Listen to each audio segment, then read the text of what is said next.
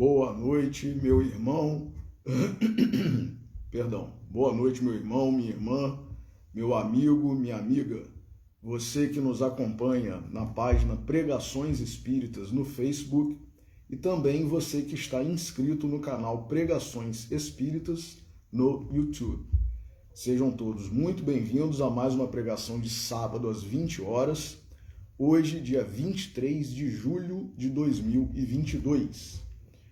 Como leitura preparatória para a nossa prece, nós vamos ler do Evangelho de João, capítulo 14, versículos 15 a 31. Se me amardes, observareis os meus mandamentos. E eu rogarei ao Pai, e ele vos dará outro Paracleto, a fim de que esteja convosco para sempre, o Espírito da verdade, que o mundo não pode receber porque não o contemplou nem o conhece. Vós o conheceis, porque permanece junto de vós e estará entre vós. Não vos deixarei órfãos, venho para vós. Ainda um pouco e o mundo não mais me contempla. Vós me contemplais porque eu vivo e vós vivereis. Naquele dia, vós sabereis que eu estou em meu Pai, vós estáis em mim e eu em vós. Quem possui os meus mandamentos e os observa, esse é quem me ama. Quem me ama será amado por meu Pai, e eu o amarei e me manifestarei a ele. Judas, não o Iscariotes, lhe diz: Senhor, o que sucede para que estejas prestes a te manifestar a nós e não ao mundo? Em resposta, Jesus disse-lhe: Se alguém me ama, observará a minha palavra. O meu Pai o amará, e viveremos até ele e faremos morada junto a ele. Quem não me ama, não observa as minhas palavras. A palavra que ouvis não é minha, mas do Pai que me enviou. Tenho-vos falado essas coisas enquanto permaneço junto a vós. Mas o Paracleto, o Espírito Santo que o Pai enviará em meu nome, esse vos ensinará todas as coisas e vos fará lembrar todas as coisas que vos disse. Deixo-vos a minha paz vos dou. Eu não vos dou como o mundo a dá. Não se perturbe o vosso coração, nem se atemorize. Ouvistes o que eu vos disse, vou e venho para vós. Se me amasseis, vos teríeis alegrado por eu ir para o Pai, porque o Pai é maior do que eu. E eu vos disse agora, antes que aconteça, para que quando acontecer, creiais. Não mais falarei muitas coisas convosco, pois está vindo o líder do mundo, e ele não possui nada em mim. Mas para que o mundo saiba que amo o Pai e que faço assim como o Pai me ordenou, levantai-vos, saiamos daqui. Vamos fazer a nossa oração. Jesus, nosso Mestre, Deus, nosso Pai, amigos e benfeitores espirituais, espíritos familiares e simpáticos, nossos anjos guardiães. A todos vós pedimos a bênção, a intercessão, a inspiração neste momento em que estamos reunidos em Teu nome, Senhor, para mais uma vez estudarmos, aprendermos as Tuas lições e que nós possamos aproveitá-las da melhor forma. E antecipadamente gratos por mais esta oportunidade, por mais esta bênção, pedimos permissão para iniciar a pregação de hoje. Que assim seja.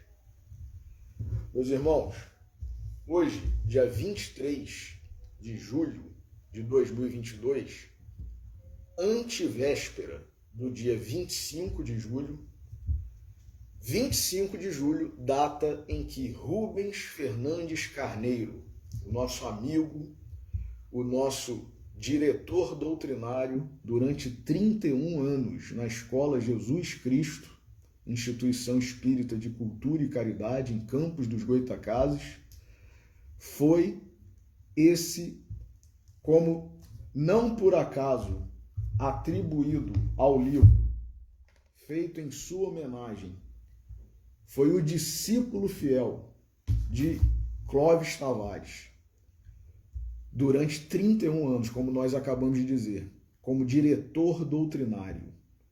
Discípulo fiel de Clóvis Tavares, discípulo fiel do nosso Mestre Jesus, discípulo fiel de Allan Kardec, discípulo fiel de Chico Xavier. E não poderíamos deixar passar em branco uma data como essa. Completam-se 7 anos. Faz 7 anos, esse ano de 2022, no próximo dia 25 de julho, que o nosso Rubens Fernandes Carneiro retornou à pátria espiritual. E por que nós escolhemos aquela passagem como leitura preparatória? Porque Jesus disse que se nós o amarmos e se nós o amamos, nós observamos ou observaremos os seus mandamentos. Quer dizer, os ensinamentos que Jesus nos deixou, se nós amamos ou amarmos a Jesus, se amamos, nós já observamos. Se não observamos, não amamos Jesus. E se amarmos, observaremos. Então, não tem como alguém se dizer cristão e não observar os mandamentos de Jesus. E, no mínimo, como nós veremos aqui, se esforçar. É lógico que não existe uma homogeneidade dentre os espíritos encarnados, que somos todos nós que estamos aqui no planeta Terra, principalmente considerando que é um planeta ainda de provas e expiações. Mas, como nós veremos, que está no livro Evangelho segundo o Espiritismo, e por isso eu já vou até pedir licença para ler, no capítulo 17 do livro O Evangelho segundo o Espiritismo, capítulo este intitulado Sede Perfeitos, Kardec, no item 4, ele aborda, ele comenta sobre os bons espíritas. Não é os bons espíritos, não. O comentário de Kardec é sobre os bons espíritas. Nós que nos dizemos espíritas, para sermos bons espíritas, nós temos que estar dentro, enquadrados nisso que nós vamos ler aqui agora. Então diz Allan Kardec, no item 4 do capítulo 17 de O Evangelho segundo o Espiritismo. Os bons espíritas. Bem compreendido, mas sobretudo bem sentido, o Espiritismo leva aos resultados acima. Resultados que ele comentou quando ele falou no item anterior sobre o homem de bem. E não é, mais uma vez, o homem de bens. É o homem de bem. Pode ser até de bens também. Pode ser rico. Não é necessário ser pobre para ser um homem de bem. Mas, como o próprio Cristo nos disse, nos advertiu, é mais fácil um camelo passar pelo fundo de uma agulha do que um rico entrar no reino dos céus, porque a riqueza faz com que nós nos envolvamos, nós fiquemos muito ligados, apegados, ocupados com as coisas, com os bens, com as quantias e tudo mais que fica neste mundo material, e nós perdemos oportunidades, perdemos tempo de empregar o nosso sentimento, o nosso pensamento, a nossa vida, falando numa palavra, em relação às coisas espirituais. Então, a gente começa a acumular tesouros na terra, ao contrário da exortação de Jesus, né? Não acumuleis tesouros na terra, mas acumulai tesouros nos céus. Então, é preciso não ser rico para ser um homem de bem? Não. Pode-se ser uma pessoa rica, endinheirada, de muitas posses, e ser um homem, né, um cidadão, uma cidadã, uma pessoa de bem. Mas vamos ver o que Kardec fala dos bons espíritas. Então, bem compreendido e, sobretudo, bem sentido, o espiritismo leva aos resultados acima expostos. Faz com que nós sejamos homens de bem. Que caracterizam esses resultados? O verdadeiro espírita. Então, o bom espírita também é um homem de bem. Como o cristão verdadeiro, pois que o mesmo é que outro. Então, o cristão verdadeiro, o bom espírita, o homem de bem, é tudo a mesma coisa. O espiritismo não institui nenhuma nova moral. Olha aí, o espiritismo, a doutrina espírita, não institui uma nova moral.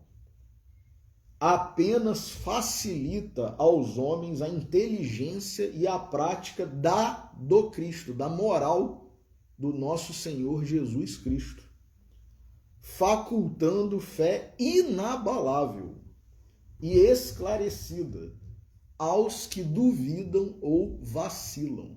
Então, o esclarecimento que a doutrina nos proporciona faz com que nós tenhamos, como disse Allan Kardec, uma fé inabalável e esclarecida. Muitos, entretanto, diz Allan Kardec, dos que acreditam nos fatos das manifestações, acreditam nos fenômenos mediúnicos, acreditam na comunicação dos espíritos, na psicografia, na psicofonia, na onirofania, né, na mediunidade onírica através dos sonhos. Muitos dos que acreditam nos fatos das manifestações não lhes apreendem as consequências, nem o alcance moral.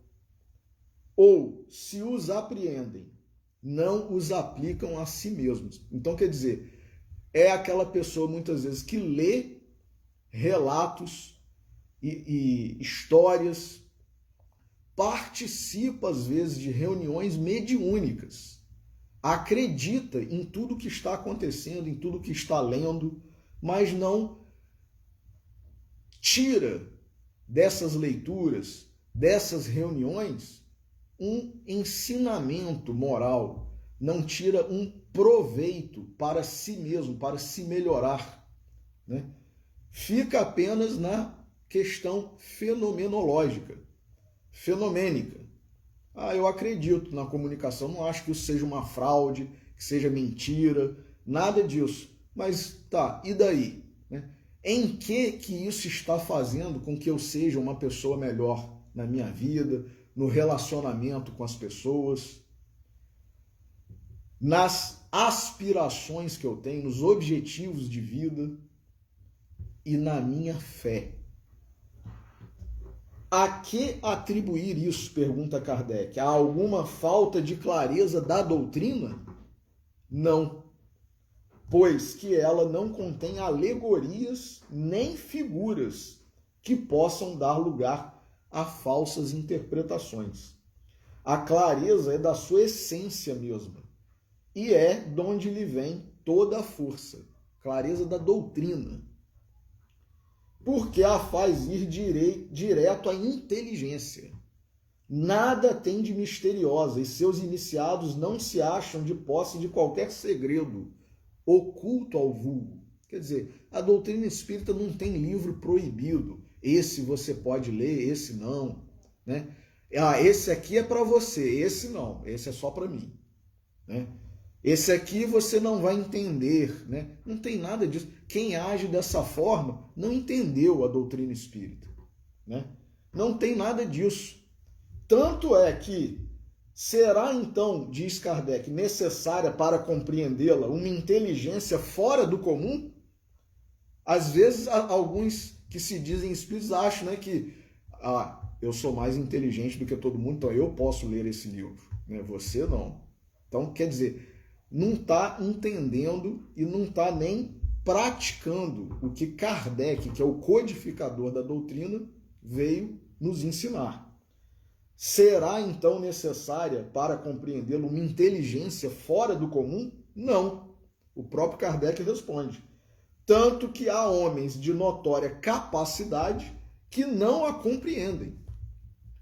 Ao passo que inteligências vulgares, moços mesmo, apenas saídos da adolescência, lhe apreendem com admirável precisão os mais delicados matizes. A gente vê hoje em dia, né, adolescentes muitas vezes dominando determinados assuntos doutrinários que nós, já com alguma idade ou já com a idade avançada, não tínhamos compreendido, como aquele adolescente, aquela criança, muitas vezes, está agora a nos esclarecer, a ajudar que nós compreendamos melhor. Então, Kardec está dizendo isso. Moços, né, rapazes, moças novas, tanto que a codificação começou, né, a se estruturar de uma forma melhor com a participação de médiuns que eram mocinhas novas, 13, 14, 15 anos, participando, né, das comunicações. Então, provém isso de que a parte, por assim dizer, material da ciência somente requer olhos que observam, enquanto a parte essencial exige um certo grau de sensibilidade, a que se pode chamar maturidade do senso moral, maturidade que independe da idade e do grau de instrução, porque é peculiar ao desenvolvimento em sentido especial do espírito encarnado. Aí nós, quando lemos isso, lembramos daquela passagem do livro 50 anos depois, que conta a história de Célia Luz, no capítulo em que Emmanuel fala um anjo e um filósofo, o diálogo que Célia estabelece com seu avô paterno, Neio Lúcio, e que eles dois se reconhecem como no mesmo nível espiritual, embora ele tenha sido designado pelo filho para conversar com a sua neta e convencê-la de fazer com que ela retornasse ao paganismo, a religião, né, predominante e aceita no Império Romano. Mas ele chega à conclusão de que ela não estava errada ao se converter ao cristianismo. E ele mesmo, em verdade, do fundo do coração, ele se sente convertido apenas com aquela conversa, mas por questões sociais, né, por questões outras, ele diz, de repente eu já estou muito velho, né, para oficialmente, digamos assim, né, me apresentar como um convertido, né? E aí haveria outras implicações, né, políticas e tudo mais. Então, mas no fundo do coração, no fundo da alma, ele se viu ali diante daquele breve diálogo com a sua netinha de 16, 17 anos. Se viu como um convertido também. Então, olha que maravilha. Olha a força que um espírito, embora nesse corpo de carne com apenas 15, 16, 17 anos, jovem, pode ter, né, em termos espirituais, morais, né? Então, é isso que Kardec está dizendo aqui. Alguns, ainda muito tenazes, são os laços da matéria para permitirem que o espírito se desprenda das coisas da terra, A névoa que os envolve tira-lhes a visão do infinito, donde resulta não romperem facilmente com os seus pendores, nem com seus hábitos, não percebendo haja qualquer coisa melhor do que aquilo de que são dotados. Quer dizer, é aquela pessoa que está mais envolvida com as coisas materiais do que com as espirituais. Guardadas as devidas proporções, usaremos uma metáfora. É a criança, né, que está envolta apenas com os seus brinquedos e não pensa como um adulto, né? O mundo da criança gira em torno dos seus brinquedos, né, da comidinha que ela daqui a pouco vai comer, né, da sopinha, do mingau e por aí vai. E o seu brinquedo ali favorito, aqueles que ela mais aprecia. As cogitações, os problemas, né, da vida adulta não passam pela cabeça da criança. Então, nós, quando somos crianças espirituais, não amadurecidas ainda, né, nós nos envolvemos menos com as coisas espirituais do que deveríamos. Mas uma hora nós atingiremos a maturidade espiritual. Graças a Deus, a lei é de progresso, né? Então, a névoa que os envolve tira-lhes a visão do infinito. Não pensa nas coisas do infinito. Donde resulta que não rompem facilmente com os seus pendores, as tendências, os gostos, né, que nós temos, que nós nutrimos, nem com seus hábitos, não percebendo haja qualquer coisa melhor do que aquilo de que são dotados. É aquele mundinho em torno do qual nós vivemos e giramos. Tem a crença nos espíritos. Muitas vezes nós já temos até a crença nos espíritos, como um simples fato, mas que nada ou bem pouco lhes modifica as tendências instintivas. Numa palavra, não divisam mais do que um raio de luz, insuficiente a guiá-los e a lhes facultar uma vigorosa aspiração, capaz de lhes sobrepujar as inclinações. Atém-se mais aos fenômenos do que à moral. Olha aí o que nós dissemos no início. Ficam mais voltados para a parte fenomenológica, fenomênica. Que interessante esse fenômeno, né, de psicofonia, de psicografia.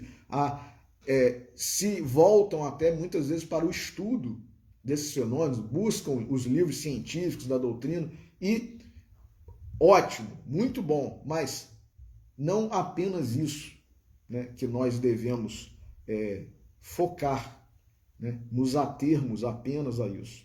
Nós temos que, o que de bom eu posso tirar de tudo isso, né? O conteúdo dessas mensagens, e não apenas ficar analisando, né, outras questões.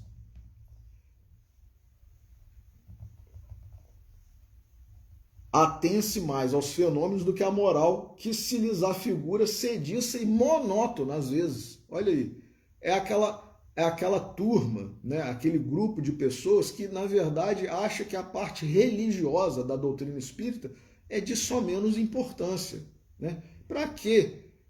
Muitos houve, né, que quiseram, inclusive, abolir a parte religiosa da doutrina, né? E aí, inclusive, não foi por acaso que Chico Xavier uma vez falou: se um dia o Espiritismo abandonar Jesus, eu deixo de ser espírita e fico com Jesus. Então, o principal da doutrina é o aspecto religioso. Então, a gente não pode menosprezar, olvidar, e por isso que nós estamos lendo tudo isso nessa homenagem de hoje a Rubens Fernandes Carneiro. Nós já vamos explicar exatamente fazendo a conexão do que nós acabamos de dizer com ele, Rubinho. Esses são, então, pedem aos espíritos, se nós estamos nesse grupo que se volta mais para as questões científicas, para as questões fenomênicas, nós podemos muitas vezes pedir aos espíritos que incessantemente nos iniciem em novos mistérios, sem procurar saber se já se tornaram dignos de penetrar os arcanos do Criador.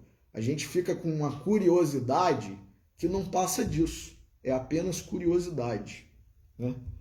Esses são os espíritas imperfeitos, alguns dos quais ficam a meio caminho ou se afastam de seus irmãos em crença.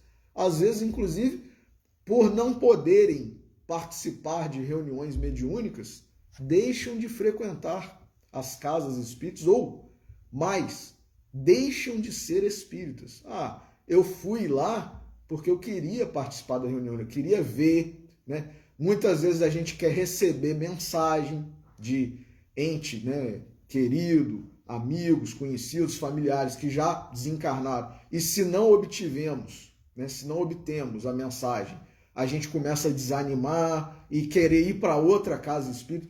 Isso é um perigo, né? Porque é um incentivo, é um estímulo à fraude.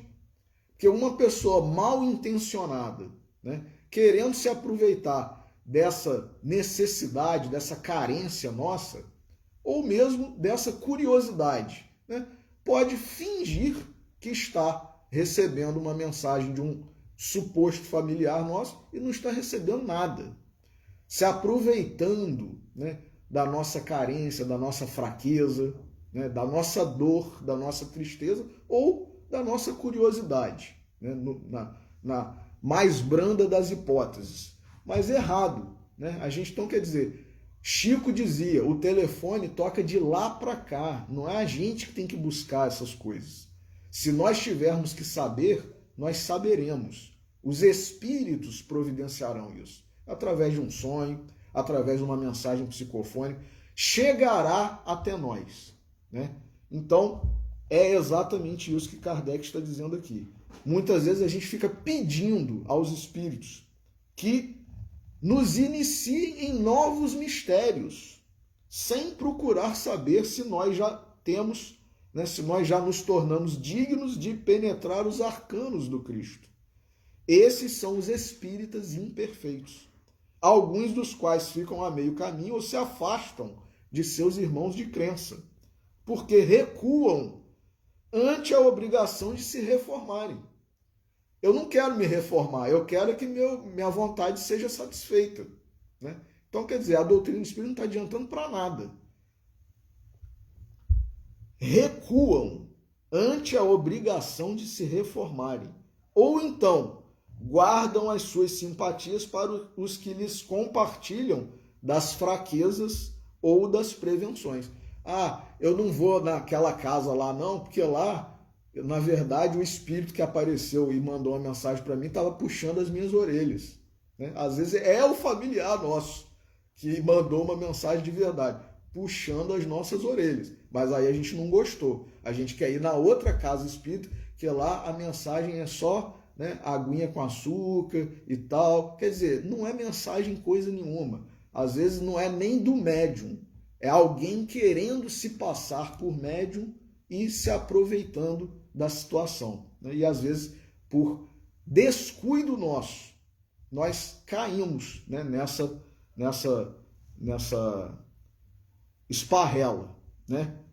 Então, contudo, diz Kardec, a aceitação do princípio da doutrina é um primeiro passo que lhes tornará mais fácil o segundo, noutra existência. Mesmo esses espíritas, os espíritas imperfeitos, eles estão aproveitando alguma coisa. Numa outra existência, numa outra encarnação, eles serão os bons espíritas. Graças a Deus, né? Então, diz Kardec, aquele que pode ser com razão qualificado de espírita verdadeiro e sincero, se acha em grau superior de adiantamento moral. Só por aí a gente já vê que não é qualquer um, né? A maioria de nós não é de bons espíritas. A maioria de nós é de espíritas imperfeitos, né? O espírito que nele domina de modo mais completo a matéria, dá-lhe uma percepção mais clara do futuro. Nós, se somos bons espíritas, Mesmo encarnados, nós temos uma fé, né? uma percepção mais clara do futuro, da vida futura. Os princípios da doutrina lhe fazem vibrar fibras que nos outros se conservam inertes. A gente se empolga com a doutrina espírita, se empolga de estar na casa espírita, ouvindo uma pregação, fazendo uma pregação, ouvindo, assistindo uma aula, conversando, que seja, com os nossos amigos, os nossos irmãos de doutrina, a gente se empolga. Se isso acontece, mesmo que nós ainda não sejamos bons espíritos, mas nós estamos caminhando para isso. Agora, se a gente acha aquilo, né, enfadonho, eu estou indo mais por uma obrigação social, por uma obrigação familiar, muitas vezes, né? Ou então, que eu não tenho nada para fazer, né? Hoje não tem absolutamente nada. Então eu vou lá na casa espírita, né? Se a gente está mais ou menos dessa forma, infelizmente, a gente está ainda como espírita imperfeito, né? Então, diz Kardec, os princípios da doutrina lhe fazem vibrar fibras que nos outros se conservam inertes. Em suma, é tocado no coração, pelo que inabalável se lhe torna a fé. É qual músico que alguns acordes bastam para comover. Quem é músico ou quem gosta demais, é envolvido com música e tal, se o músico executa a canção, a ópera, né, a área, a peça, e ele vibra ao ele executar, e ao ouvir algum outro músico executando, ele também vibra da mesma forma. Agora, quem é leigo, né, não sabe nada, não quer saber e tem raiva de quem sabe, né, em relação à música, e a música erudita, a música que nos eleva, né? Ouve uma peça, uma área, uma sonata e às vezes até, que coisa chata, que música chata. Quer dizer, a gente gosta de barulho, né? De bate-cum, e música de verdade, não. Né? Então, é isso que Kardec está fazendo uma comparação aqui entre quem é verdadeiro espírita, como se sente, como reage aos princípios da doutrina. Né? E aí, é qual músico que alguns acordes bastam para comover, ao passo que outro apenas ouve sons. Que tristeza, né, meus irmãos? Nós ouvirmos uma área, né, uma peça, uma sonata, uma música maravilhosa, e aquilo simplesmente parecer um som, meramente. Né? Então, aí é que tem aquela famosa frase de Kardec, que nós muitas vezes recitamos, né? E que não muitas vezes sabemos de onde vem. Está aqui. Reconhece-se o verdadeiro espírita pela sua transformação moral e pelos esforços que emprega para domar suas más inclinações. Enquanto um se contenta com o seu horizonte limitado, outro que apreende alguma coisa de melhor se esforça por desligar-se dele e sempre o consegue, se tem firme a vontade. Então, meus irmãos, é daqui que está, né, a frase: reconhece o verdadeiro espírito pela sua transformação moral e pelos esforços que emprega para domar suas más inclinações. Então, o bom espírito é esse. Tem fé inabalável, vibra com os princípios da doutrina, né? Se esforça para domar suas más inclinações e se transforma moralmente, né? Esse é o retrato de Rubens Fernandes Carneiro, né? Então, Rubinho, ele vibrava fazendo as suas pregações, assistindo a uma pregação que tocasse o seu coração, e ao final ele vibrava tanto, meus irmãos, que ele ia, às vezes, falar com o pregador, né? Poderia ser um jovem: gostei, fulano, da sua pregação, parabéns, continue, é isso aí, né? Então, esse é o retrato do verdadeiro espírita, né? Vibra com o evangelho de Jesus, com os princípios da doutrina, e Rubinho era exatamente esse, né? No jornal, né, que ficava sob a responsabilidade de minha mãe, Glenda, quando ela estava na função de diretora de difusão da Escola Jesus Cristo, após a desencarnação de Rubinho, ela organizou uma edição especial, né, em homenagem a ele, e convidou várias pessoas da Escola Jesus Cristo para que elas escrevessem livremente o que elas quisessem sobre Rubinho. Não determinou tema para ninguém, né? Não disse quantas linhas, né? O que escrever, ou você fala sobre isso, você fala sobre aquilo. Não. Convidou algumas pessoas que aceitaram e saiu a edição, né, especial do periódico que ficava, né, sob a responsabilidade dela, Glenda. E nós vamos destacar algumas dessas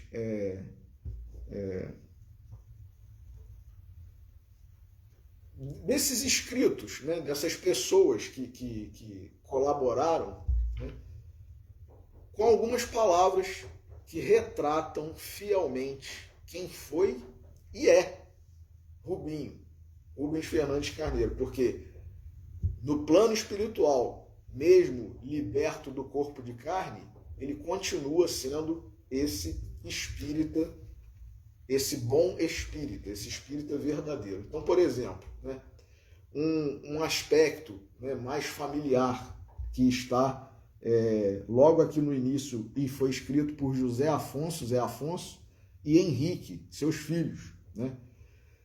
Rubens Fernandes Carneiro, o exemplo do bom ânimo. Dentre as muitas recordações e reflexões relacionadas ao nosso querido pai, Rubens Fernandes, lembramos-nos de uma pequena frase dita pelo médico Oswaldo Cruz e que vivia estampada num pequeno quadro na sala de aula do professor Clóvis Tavares, na Escola Jesus Cristo: não esmorecer para não desmerecer. Ela está marcada em nós porque ele sempre a trazia envolvida em seus conselhos e em seu jeito místico de falar. Toda a sua vida foi um exemplo de não esmorecimento, desde o tempo de menino, quando aos 13 anos começou a trabalhar para ajudar nas despesas da casa. Perdeu sua mãe, Alda, vítima de agressivo diabetes, quando ainda era um jovem. E mesmo assim nunca deixou de estudar, trabalhar e principalmente fazer amigos. Essa era uma de suas especialidades. Por onde andou, deixou um rastro de amigos.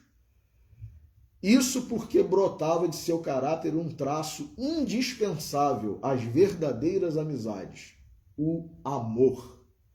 Essa pequena palavra tão vulgarizada nos tempos atuais, mas que, quando bem compreendida, consegue resumir as virtudes que atuam positivamente na indispensável, porém difícil, relação humana. E assim ele prosseguiu. E sempre entusiasmado, constituiu família, fez teatro, abriu loja de móveis, trabalhou na fazenda, mas, segundo suas próprias palavras, o que mais profundamente tocou o coração foi o seu encontro com a doutrina espírita, Olha que maravilha, meus irmãos. O que mais profundamente tocou seu coração foi o encontro com a doutrina espírita. E esse encontro representou um plantio de boas sementes que paulatinamente foram se desenvolvendo na terra generosa do seu espírito. E vieram os frutos advindos do aprendizado com a espiritualidade, que também generosamente foram distribuídos a todos aqueles que dele se aproximaram. Assim, sem desalento e sem desânimo, estaremos homenageando o nosso sempre presente Pai com a nossa eterna gratidão. Dos filhos José, Afonso e Henrique.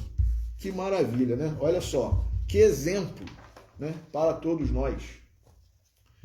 Outro escrito, né? Rubens Fernandes Carneiro, O Pescador de Almas para o Trabalho. É escrito por Robinson Abraão Rezende, meu pai. Emmanuel me falou certa vez: Chico, se alguém se aproximar de você dizendo que vai capinar o mundo, você não deve questionar. Dê a ele uma enxada. De fato, não podemos tirar o entusiasmo de ninguém. A crítica dos opositores de nossa fé não nos dói tanto quanto a crítica de nossos irmãos de ideal. Vamos incentivar os jovens, vamos criar oportunidade para o crescimento dos outros. Ninguém precisa anular ninguém. Sobra espaço para as estrelas no firmamento. Emmanuel é maravilhoso, né, meus irmãos? Todas podem brilhar à vontade. Isso está no livro O Evangelho de Chico Xavier. E aí, Robson, então, depois de transcrever essas palavras de Emmanuel, né, para Chico, ele diz: conheci nosso já saudoso Rubinho em abril de 1979, quando pela primeira vez vim à Escola Jesus Cristo. Lembro-me bem, era uma sexta-feira, e um colega de trabalho, realizando um pedido que lhe havia feito, conhecer uma casa espírita, marcou um encontro comigo nesta instituição, às 19h30. Aguardei ansioso a pregação que iniciaria pontualmente às 20 horas. Pela primeira vez, vi e ouvi aquele pescador na tribuna e sua palavra me contagiou a tal ponto que naquela mesma noite, ao retornar a casa, senti em meu coração que, afinal, encontrara as respostas aos meus anseios espirituais. Algum tempo depois, nos tornamos grandes amigos. Ao longo de 36 anos, aqui tenho buscado a água viva, a qual nosso Mestre Jesus um dia nos ofertou, junto ao poço de Jacó, através da mulher samaritana. Quem beber desta água jamais terá sede. Está no Evangelho de João, capítulo 4, versículos 13 e 14. O tempo passou. E como passou rápido! Meu amigo não está mais conosco e tenho a tarefa de lhe prestar uma homenagem, a de lembrar uma das marcas do Cristo que ficam impressas naqueles que se tornam seus verdadeiros discípulos, pescador de almas. Esta certamente é uma marca que caracterizará para sempre o nosso querido Rubinho. Durante seus 31 anos, à frente de nossa escola, honrando o nome de nosso amado e eterno professor Clóvis Tavares, guardou esta casa, acolhendo todos nós, filhos trôpegos da estrada, ministrando o remédio da alma, aquele que cura todos os nossos males. Deu-nos a honra do serviço no bem, sempre a nos mostrar que o caminho de nossa redenção são a escola e a oficina. A você, Rubinho, nossa eterna gratidão pelas oportunidades de trabalho na seara do nosso Divino Mestre. Honremos o serviço que invariavelmente nos honra, guardando-lhe fidelidade e ofertando-lhe as nossas melhores forças, ainda mesmo quando se expresse através de ocupação supostamente esquecida na retaguarda, nos princípios que regem o universo. Todo trabalho construtivo é respeitável. Mais uma frase aqui, algumas palavras de Emmanuel para Chico também, né? Essa foi a homenagem de Robinson, né? Eu também escrevi, né? Rubens Fernandes Carneiro, o contador de histórias. Todos que frequentaram a Escola Jesus Cristo conheceram a personalidade de Rubinho. E os próprios traços da sua personalidade e atitude dentro da escola denotavam que ele se sentia em casa quando lá estava e, reunindo os amigos, falava sobre o Evangelho de Jesus e sobre a doutrina espírita, personificando o versículo 1º do capítulo 122 do livro de Salmos, que diz: alegrei-me quando me disseram, vamos à casa do Senhor. Era visível sua alegria quando estava na Escola Jesus Cristo. E apesar de ocupar o cargo de diretor doutrinário durante 31 anos após a desencarnação do professor Clóvis Tavares, sua simplicidade, sua espontaneidade e autenticidade eram tamanhas que, em suas aulas e pregações, sempre havia o relato de uma história ou um caso que fazia com que todos rissem, mas que nunca se resumia a apenas um caso engraçado, porque invariavelmente deixava-nos uma lição. Quem não se lembra do caso de seu Siciliano, pai de Coralice, que proferiu um assim seja numa prece final tão longa que mais parecia uma outra pregação feita por outro irmão que não o pregador do dia. E ele citava Rubinho várias vezes esse caso, né?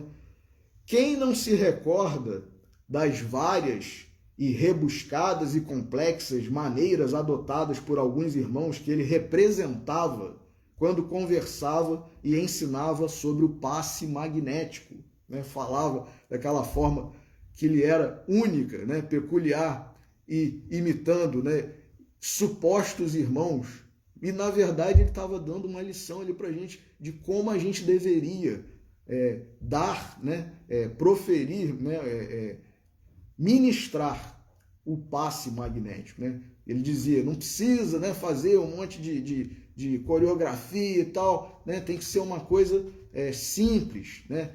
Então, fazia representações, muitas vezes, que faziam com que a gente, né, risse, mas ele estava a dar uma lição, né? Quem não se lembra do fato conhecido, acontecido com ele próprio? Esse fato aconteceu com o próprio Rubinho, no grupo Emmanuel, reunião mediúnica, quando ele, Rubinho, quis ver se ele tinha mediunidade psicográfica e, ao colocar papel e lápis na mão, obteve a seguinte mensagem: esta missão não é sua. E ele contava isso, meus irmãos, pra gente. Então a gente ria, né? Mas olha que ensina, olha que humildade, né? Que espontaneidade. Contar um caso que é curioso, engraçado, né? Mas que foi uma lição, né? O espírito que se comunicou através da psicografia, né? Digamos, ad hoc, apenas para aquele ato, né? Disse, essa missão não é sua, essa tarefa não é sua. E ele não tinha vergonha de compartilhar conosco nada disso, né? Então, enfim, né? Escrevi eu, não faltam casos para lembrar e ilustrarem as muitas lições que aprendemos nas entrelinhas da sua humildade e espontaneidade. Pedagogia e didática adotadas por ele e que, embora se utilizasse de histórias e casos reais, se aproximavam da pedagogia adotada por Jesus, que utilizou parábolas para ministrar seus ensinos, facilitando a compreensão e a memorização de todos quantos ouviam. não haveria outra forma de terminar essa pálida homenagem senão com um muito obrigado pelas grandes lições, tio Rubinho, né? Então, esse foi o que eu escrevi. Há outros, né, escritos aqui, não poderemos ler todos, né, infelizmente, por causa da hora, mas, né, vou ler mais dois, né, apenas.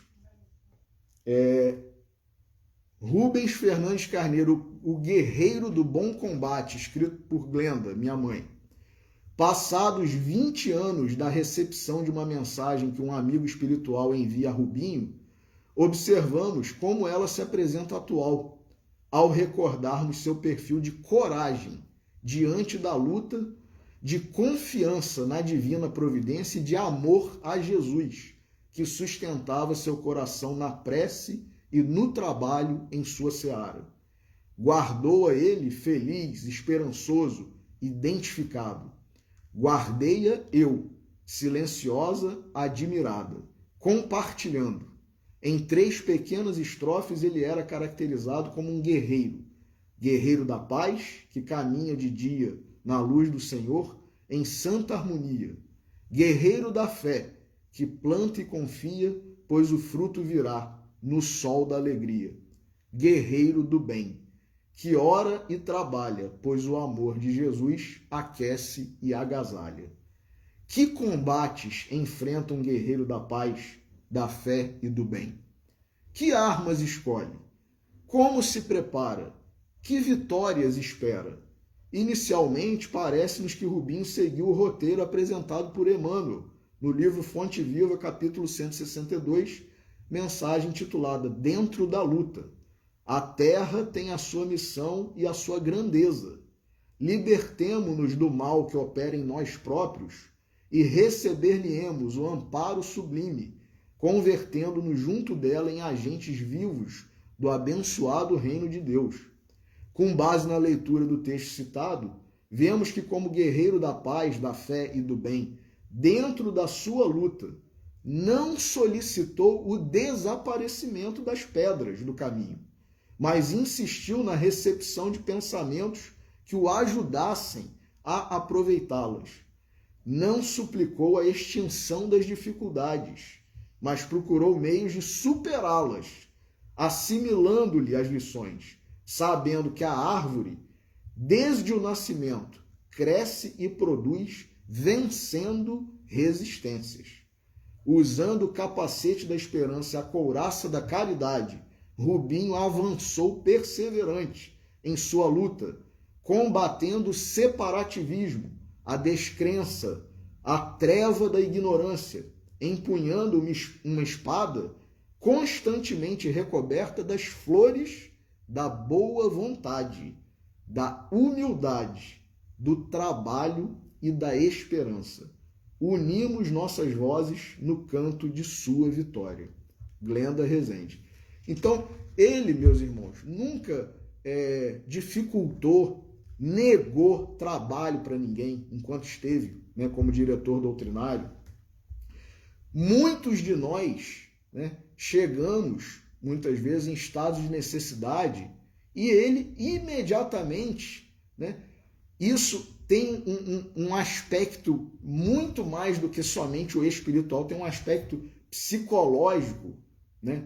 Porque se a pessoa chega num estado de necessidade e ela é tratada apenas como uma necessitada, o tratamento pode demorar muito mais do que se ela for tratada, né, considerada como uma companheira, uma cooperadora, uma trabalhadora. Então, muitos de nós, em momentos das nossas vidas que estivemos em estados de necessidade espiritual, Rubinho nos dava trabalho. Então, considerando a gente não como um doente, um necessitado, mas como um amigo, um companheiro, um irmão, e isso fazia com que nós melhorássemos muito mais rápido. Então, é uma pedagogia, né? É coisa de bom espírita, né? E para terminar, nós vamos ler a homenagem que Celso Vicente Mussa Tavares, o nosso amigo, nosso irmão Celcinho, também escreveu para ele. Rubens Fernandes e Clóvis Tavares, amigos em Cristo. recordo-me com enorme carinho de uma comovente declaração que o nosso Rubinho tantas vezes pronunciou em suas aulas e pregações na Escola Jesus Cristo, a de que ele se sentia um dos maiores amigos de meu pai, Clóvis Tavares, o primeiro, talvez, ao lado de outros tantos. Sensibilizava-me escutar a sua voz embargada de emoção, revelando nas lágrimas da saudade o quanto aquela amizade lhe fazia falta ao coração. Em 1984, Rubens Carneiro assumiu a difícil responsabilidade de substituir Clóvis Tavares na direção doutrinária de nossa escola. Desde então, uma palavra o acompanhou inabalavelmente: fidelidade. Nada poderia se desviar do legado do fundador da escola, Clóvis Tavares, que durante 49 anos construiu e preservou a linha evangélica da instituição, conforme recomendação do benfeitor Emmanuel. Qual não deve ter sido a alegria de Rubinho quando leu estas palavras de meu pai ditadas ao médium Chico Xavier na noite de 29 de novembro de 1984, em sua primeira mensagem: cientifiquei-me de que o nosso Rubens assumira o governo de nossa instituição, e isso tranquilizou-me. Imagino que, ao acolher a missão que o alto lhe destinou, o nosso irmão Rubinho teria orado assim: Clóvis, fique tranquilo, pois a Escola Jesus Cristo foi confiada a um amigo seu. E antes mesmo que Rubinho viesse a ler o conselho espiritual do fundador da escola, peço ao nosso Rubens sustentar com firmeza de ânimo o nosso plano de trabalho, sem inovações e aventuras marginais. Já havia ele recusado, Rubinho, com muita firmeza, algumas propostas supostamente valorosas que lhe foram endereçadas. Como acontece habitualmente, tais propostas apareciam sob o rótulo de modernas e indispensáveis, quando na verdade eram perturbadas e perturbadoras. Assim, hoje nós temos visto isso, infelizmente, em algumas casas espíritas. Ideias supostamente necessárias, indispensáveis e modernas, só que, na verdade, em vez de serem indispensáveis e modernas, são perturbadas e perturbadoras. E aí a gente tem visto a doutrina sendo ultrajada, adulterada, vilipendiada, como se fosse algo necessário, porque nós temos que adaptar. Rubinho não cedeu a essas propostas, E Celcinho está aqui a destacar e exaltar essa firmeza, essa fidelidade dele. Então, diz aqui ele, Celcinho: assim, Rubinho foi convocado desde a primeira hora da sua direção doutrinária a cumprir a grave exortação do Cristo: seja o vosso dizer sim, sim, não, não, pois o que passa disso é de procedência maligna. Isso está no Evangelho de Mateus, capítulo 5, versículo 37. É incalculável o número de vezes em que Rubens Fernandes Carneiro mencionou o nome Clóvis Tavares na tribuna da Escola Jesus Cristo. Por muitas vezes encareceu a necessidade de resguardar a memória do fundador da escola e de sua sábia orientação para benefício de tantos que não o haviam conhecido. E pareço ouvir a sua voz quando me lembro das suas palavras: esta escola é de Clóvis.